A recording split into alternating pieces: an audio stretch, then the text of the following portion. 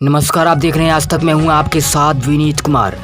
आप सभी लोग जानते हैं कि लॉकडाउन 4 का ऐलान हो चुका है। पीएम ने देश को संबोधित करते हुए लॉकडाउन 4 के संकेत दिए हैं।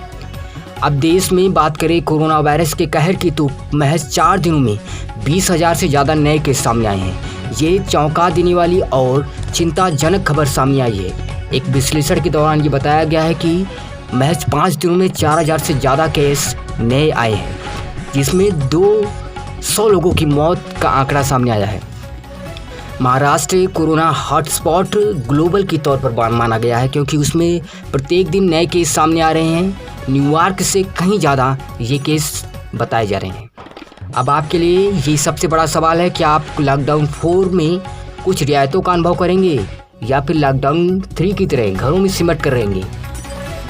सबसे बड़ी बात इसके विषय में बताई गई है। लॉकडाउन 4 में जिस रियायतों का ऐलान किया गया है, वो पीएम के संबोधन को आप नज़र में रख के देख सकते हैं। ये सबसे बड़े सवाल का जवाब है कि आने वाले समय में कंस्ट्रक्शन का जो है काम शुरू हो सकता है, प्लम्बर का काम शुरू हो सकता है।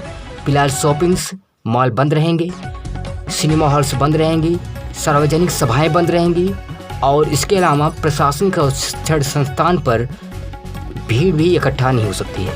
ये सबसे बड़ा जवाब है।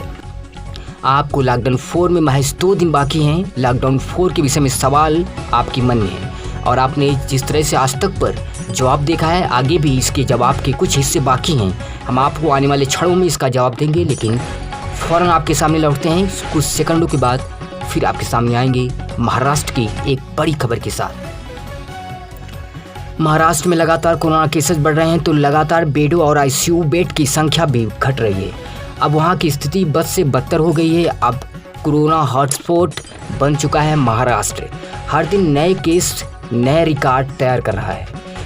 अब आपको बता दें कि न्यूयॉर्क में जितने केस सामने आते हैं, उससे कहीं ज़्यादा केस हमारे इंडिया के मुंबई से सामने आते हैं। ये बिल्कुल हमारे लिए और देश की अर्थव्यवस्था के लिए एक बेहद चिंताजनक खबर है।